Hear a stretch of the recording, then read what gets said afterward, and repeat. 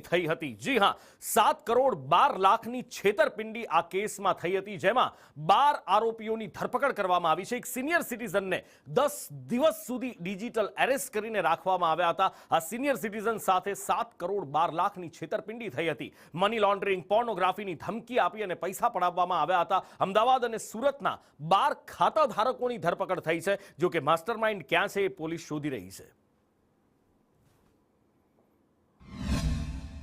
અમદાવાદ ખાતે એક senior citizen છે, 83 વર્ષના રિટાયર્ડ પ્રોફેસર છે। એમની સાથે એક ડિજિટલ અરેસ્ટનો બનાવ બનેલો હતો, જેમાં એમને પ્રથમ એક નોર્મલ કોલ આવેલો હતો અને કોઈએ પોતાને ટ્રાઇના અધિકારી તરીકે ઓળખ આપી હતી અને જણાવ્યું હતું કે આપના મોબાઈલ નંબરથી કોઈ સેલિબ્રિટીને પોર્નોગ્રાફિક વિડીયો સેન્ડ કરવામાં આવેલા છે, જેની એફઆઈઆર મુંબઈ ક્રાઇમ બ્રાન્ચ ખાતે થયેલી છે।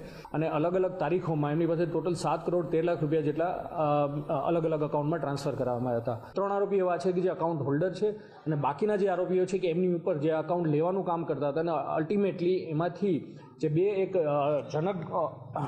જનક ભીખાભાઈ ગડાદરા, અનિકેત મહેશભાઈ ઢોલા, આ બંને આરોપીઓ છે ટેલિગ્રામ મારફતે ચાઇનીઝના લોકોના સંપર્કમાં હતા અને આ જે બી ફ્રોડના પૈસા છે અલગ અલગ ડમી એકાઉન્ટમાં મેળવી અને એમને ક્રિપ્ટોકરન્સીમાં 10% કમિશન લેખે કન્વર્ટ કરતા હતા।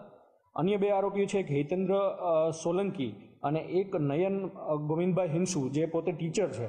આ બંને લોકો બી અલગ અલગ 6 મહિનાથી 1 વર્ષ સુધી આવા ડમી એકાઉન્ટો મેળવીને રાજસ્થાનમાં કોઈ એક વ્યક્તિને આપતા હતા અને જ્યાં રાજસ્થાનની જે વ્યક્તિ છે અગેન એ કેશ વિડ્રો કરીને ક્રિપ્ટોકરન્સીમાં કન્વર્ટ કરી રહી છે।